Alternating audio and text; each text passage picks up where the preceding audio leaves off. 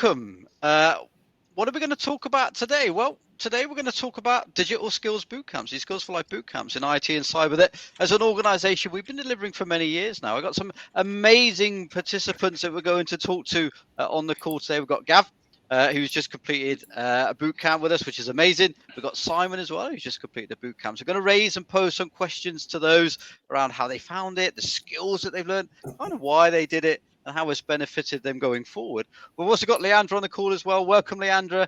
Leandra is our Skills for Life project manager. She runs all of the operational kind of day-to-day activities. So again, we've got some great questions to pose to Leandra about how we run them, how they're delivered.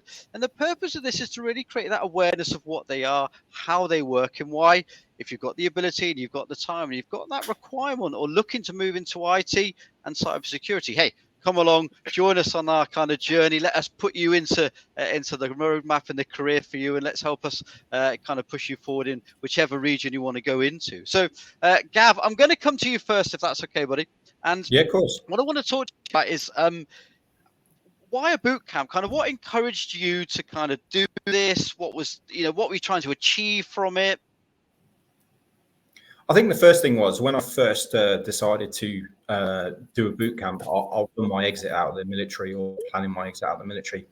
Contacted a bit, spoke to James. James sort of listened to me quite well, understood what path I wanted to do.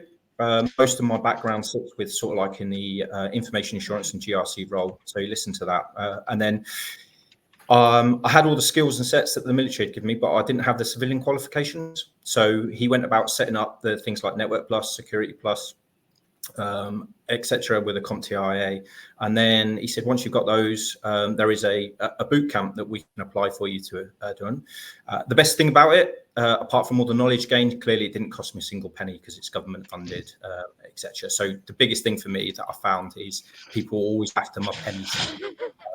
And I want to keep those in my pocket as long as possible. But yeah, hopefully that's, but also when James broke down what was involved within the boot camp, it aligned to my goals for stepping outside. Oh, and that's really cool, Gav. And I really like what you touched on over in the military piece. I'm ex-military myself. We kind of got our LCAS credits that we can use for resettlement. Actually, this is a way to resettle into that kind of commercial environment without having to use those LCAS credits, which means then from a longevity, you can kind of look at those and go, well, actually, what do I want to do next? Now I'm in this career and I'm in this space. What's my next stepping stone? And then we can start to potentially use those LCAS credits around that and find those different courses to career progress. That's really great to hear. Thanks, Gav. Simon, I'm going to come to you the kind of same question as well. I know from a military perspective, slightly different there, but I guess what encouraged you? Why did you come? What was the requirement? What were you looking for? Well, I'm looking to do a career change. I've worked in sort of physical security for most of my working life, a little bit of call centre work. I can't think of the word I'm looking for. I ended up getting a disability, so I can't do work in security anymore. So I was looking for a career change because of that. I've always liked IT, being a tinkerer though, so I've built computers myself, but I've taught everything to myself. It's everything self-taught. So I didn't want to go to college because I didn't want to commit to like a full-time 3 years, 4 years sort of learning because I want to get a job. So the boot camp was ideal. It was perfect for what I was looking for. It was like flexibility. It was a short course. There's plenty of ongoing learning that I can do from it. That's Simon, and again, it's really great to hear. And I think what I'd like to touch on is you talked about that agility and you talked about that ability to kind of learn a little bit at your own time. And I think when we talk about boot camps, it's full pressure, right? It's huge amounts of work, it's huge amounts of effort in a very condensed kind of period. I know if I'm doing a kind of a physical boot camp in the kind of physical training world, really hard, very fast, really intense. Gav, how did you find that within that kind of process? That those condensed weeks, did it meet kind of what you needed from a learning perspective? Did it fit around what you were trying to do within current commitments? How did you find that kind of agility that Simon was talking about there? Yeah, it was very good. It was formally laid out, so all your dates were broadcasted in advance so I could plan around my work. Lucky enough, my work afforded me those times, and also family life. One of the things that we kind of forget about is that time outside. You know, if you can't study during the day, you're studying at night, therefore your family life is impacted. But for the content of the course, it was fantastic. It was broken down into stages. The instructor, Andy, absolutely brilliant, very, very knowledgeable. And there was no such thing as a stupid question. You know, even though that I think there was 12, 15 of us on the boot camp itself. We all came from different backgrounds. But he just went over and over and over questions or the answers to questions and the influence of it. Even if we had like a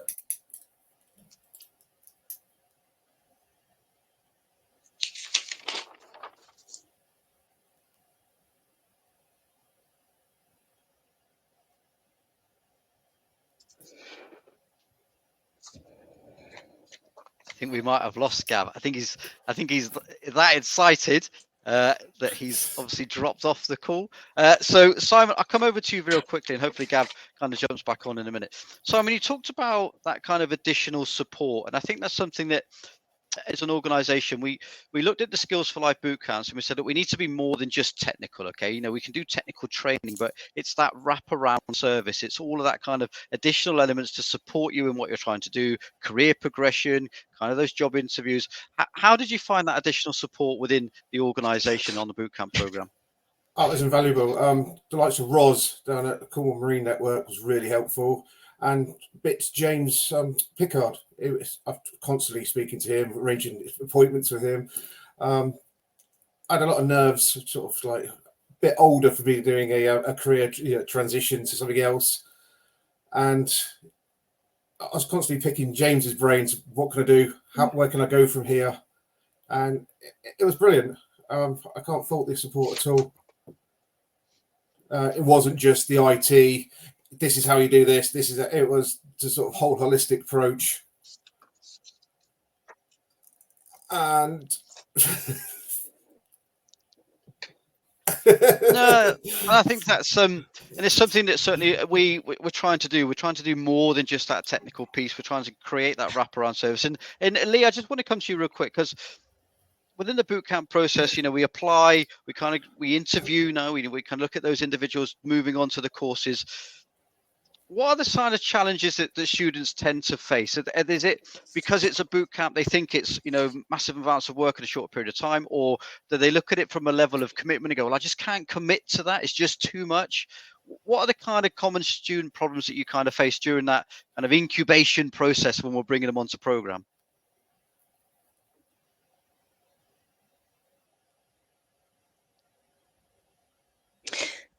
So I think there's a couple of things, Frankie. I think in the beginning, it's people's trying to balance a work-home life, trying to transition to a new career or try and get into something completely different.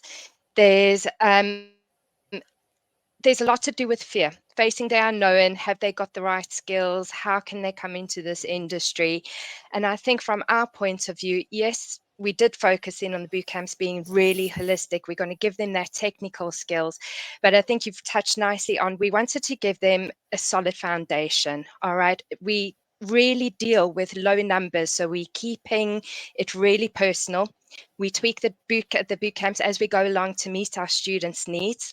We offer that level of support because the outcome is really to get them into a job as quick as possible. All right. I think a lot of the time is having a look at how do they get the foot in the door.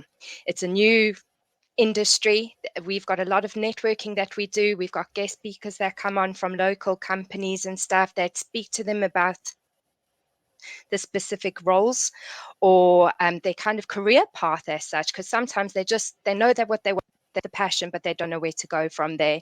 And often the boot camp is the starting point on that career path, whether they want to go into IT in the various aspects, but as well as a cyber career. Now, I think what's really helped is we have really focused on the individuals. We get to know them so well. We've got mentors that are assigned to them to make sure that we're there as a support. We do a lot on the CVs. We've really connected with local employers, to find out how do we bridge those gaps in their knowledge and their experience. And a lot of the employers that we're working with are looking at those transferable skills that people have but aren't aware of how to actually communicate it confidently and how to bring it into their CV so that's actually getting their CV on the desk of someone for an interview. And I think also what's nice is the outcome of getting into employment or interviews, it's a quicker approach. And we're there not only during the bootcamp program, but we're there for 6 months afterwards to help them find the right job that's right for them. If it's not a job, we've also got an avenue to open up onto apprenticeships. So it's really looking at the future, not only just the bootcamp. No, and I think, I love everything you said, and I think that the mentoring piece is so important. You know, once you come onto that Skills for Life bootcamp, it's not just a case you kind of start on Monday. You know, we see you in 9 weeks' time. We hope you're still there at the end, and that we hope that you've learned something. That actually keeping those constant touch points, keeping that constant engagement, looking at those learner journeys, right? Because everybody's individual. You know, everybody's coming from a different walk of life. You know, Simon, your perspective with those transferable skills you've moved in, some might be very new to this industry. Actually using those key touch points to foster a culture of, you know, individual learning plans for individuals. Where are you struggling? Where do you need extra support? How do we achieve that for you, so that when you get to the end of the program, you know, you've done your search, you've done your qualifications, your CV is good, those kind of real skills that we talk about all the time, about motivation and passion and commitment and problem solving and all that kind of stuff that we just take for granted. We actually elevate all of that within that process as well. So I think that's really good, Lee. I love it. I love it. Simon, kind of a couple of questions that are just coming through now, actually, is kind of talking about transitional skills. How do you think they have benefited what you've learned on the bootcamp? How do you think you're going to progress further with those?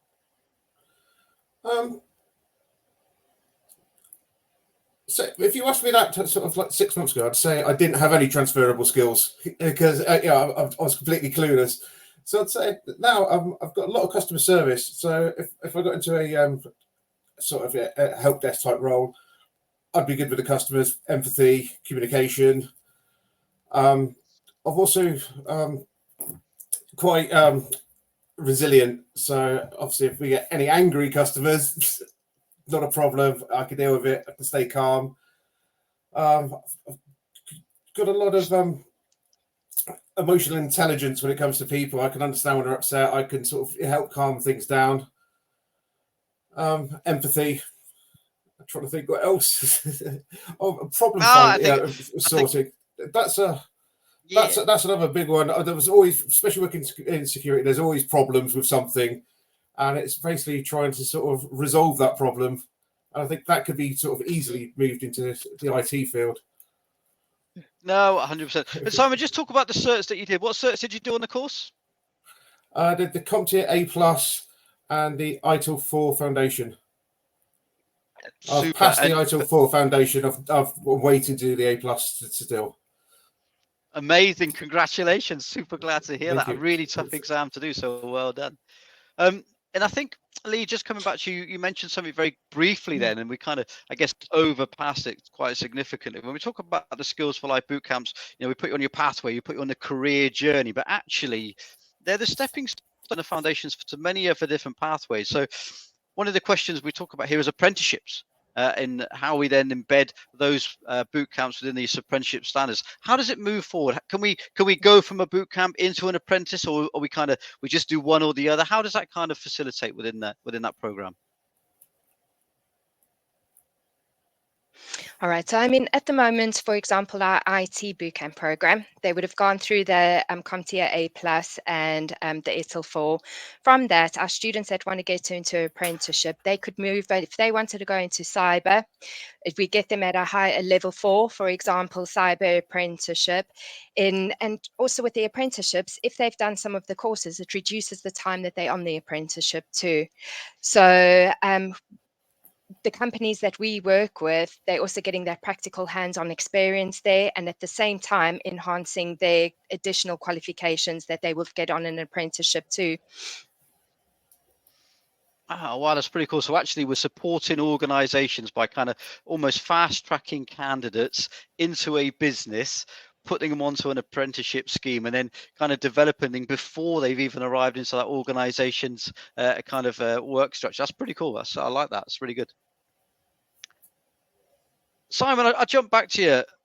Kind of career progression. Where do you see yourself going, man? What's the next route for you? What does life take you? Where do you go?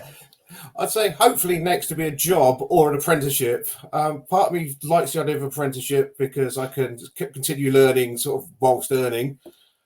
I say within the next 5 years, I'd like to get into cyber. I would like to sort of get into the GRC side of stuff, sort of risk analysis, that sort of thing. So I say short term, get a job or an apprenticeship. Long term, sort of get into the GRC sort of field and just continue learning. I think it's continual learning anyway, isn't it? For forever in IT, it's basically just keep jumping away until I get somewhere.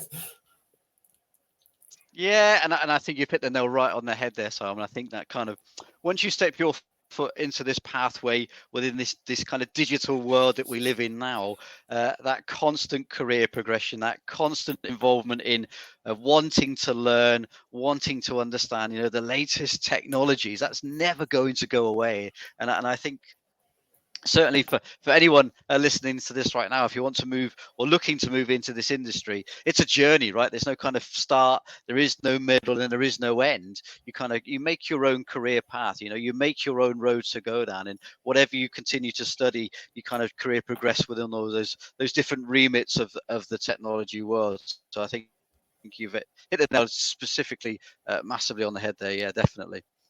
Lee, let's talk about success. We've got Simon, and unfortunately Gav was on earlier, kind of jumped off. What successes have we seen within the kind of bootcamp programs now? Where have people gone? What's happening to them?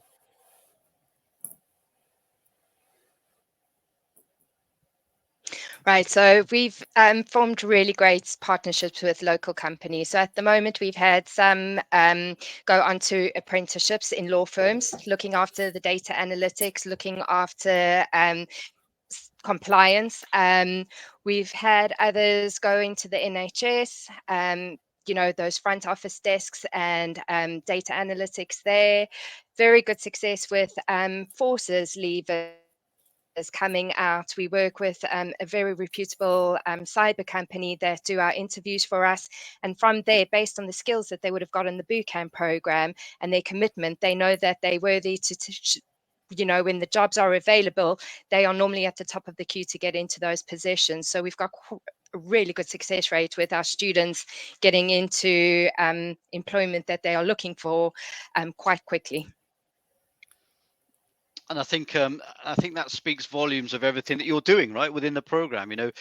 Individuals are coming on the programs, but doing some learning. We're gaining some knowledge, we're getting some real industry certification, we're moving into job roles, and they're actually getting jobs at the end of this, actually moving into their chosen careers. And I think that's certainly testament to everything you do. So I will ask you the question, what's your favorite part of this job? Is it learning, meeting new people? What kind of motivates you to do this?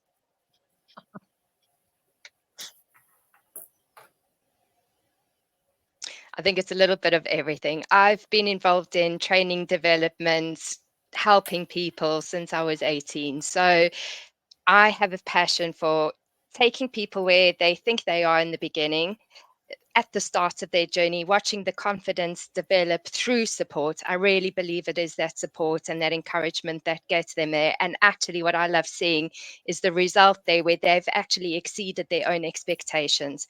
People coming on are obviously really scared in the beginning, don't think they can do it. And just with a little bit of encouragement, they actually surpass all those expectations and overcome their fears and actually end up in positions that they didn't think was possible.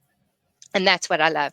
We take it all uniquely and we take it personally. And I think that's what makes it. We get to know people. No, and I think that's amazing. And I think, as a passion within the organisation, I think that's something that we definitely like to push as an ethos within everyone in the team. So yeah, it's really, really good to hear that. Gav's back. Gav, welcome back. You've missed everything, man. You've missed kind of everything that we've been talking about. We were just closing up then. No, we're not. Apologise for that. No problems at all. I will probably come to you, Gab, because obviously we've spoken to Simon in depth around kind of skills boot camps and kind of why he did it in a transferable skills. Gav, I'd like to come to you and just ask you, the skills boot camps have kind of pushed you in a position now, right? You've got employment at the back end of this. Where do you see yourself now based on that? Where do you see yourself in 5 years, knowing kind of what you know now? So completing the boot camp put me on the path to getting this job. It was one of the prerequisites was the CSMP, Network Plus and Security Plus. Now I sit on there. My next role within the next 5 years, or next role within 2 years, would to be complete my C-Risk, my CISM, my CISA, and then that will put me online also with the ISO 27001. That will put me in the line to sort of like a CTO place within 5, maybe 6 years. So that's where I'm aiming for now. Within that period, I think about 3 years' time, maybe 4, looking at taking the CISP exam, because then that will give me enough of my technical ability as well as my work on the ground in that environment. No, and it's really, kind of pleasuring to hear, the boot camps have kind of pushed you into that journey, that kind of that first step, that first kind of rung. We've been able to support you to do that, and actually your career is going to flourish, right? You're going to move through all these different roles, all these different incredible experiences going forward. And you kind of started with that Skills for Life bootcamp, and I think we're talking about Lee was talking about success stories earlier, and I think it's testament to yourself, Gab, being on the call today. So yeah, I think it's amazing. A last couple of questions for certainly the panel members, and then we'll close for today. Any advice, Simon, for people looking at a Skills for Life bootcamp now and going, should I do it? Should I not do it? What would you tell them to do? If you go back kind of 12 weeks, what would you say? I'd say definitely do it, but don't be thinking it's an easy ride. There's plenty of self-study that you do, away from the boot camp itself, but just do it. It's fun. I couldn't recommend it highly enough. And Gav, I'll come to you as well, buddy. Same exact same question. You put yourself 12 weeks ago. Would you do it again? Would you kind of 100%. set yourself out? And what advice, certainly, I guess within the military community as well, coming from that background, what advice would you give those? I think if you take the technical aspect out of it and the technical knowledge that I'll receive, it's the networking. I mean, I'm still in contact with 6 of the people that are on there, and we talk probably every other day because we're kind of all in the same environment.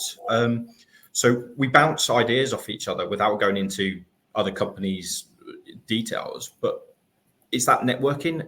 And also, you can't know everything. You don't know what you don't know. So ask that question. If somebody doesn't know, then somebody else will know. Prime example, when I spoke to James put me in contact with 2 recruiters, and then I ended up doing a little bit of work experience as well, which was a bonus in industry before I'd even got a job. So it's not just the boot camp itself, it's the added bonuses. And then with boot camp, Leandra had arranged with some SMEs to come in talking about how to write your CV, how to present yourself in interviews, and all that sort of coaching and mentoring. So it's just not the technical aspect, it's the whole package that's brought to the boot camp. Yeah, and I think certainly with something we try to push very kind of highly is this kind of alumni. We kind of create this environment where, like you said, you don't just come to the boot camp, you don't do 12 weeks, and then you kind of disappear into the ether through life and you traverse whatever you do. Actually, that alumni group, those people that you kind of join, part of that community. And as you said, the concept of the InfoSec in the digital world is we don't know everything, but I'm sure somebody else might know something. And actually, that ability to ask somebody a very quick question without potentially having to research it or getting a real world answer for somebody that may well be doing it in a real job right now, the ability to just pop on the Discord, pop on the chat and go, oh, how would you do this? You go, I do that like this. That's kind of, it's a little bit that money can't buy, right? It's a little bit that you kind of would take a really long time to create, and being part of that community, and I think works really, really well. So that I'm really, really proud to kind of hear that as well. Lee, last question to you, because I know from a project management perspective you run the boot camp, but why should people join? Why should people come onto them right now, looking at the IT and the cyber pathways?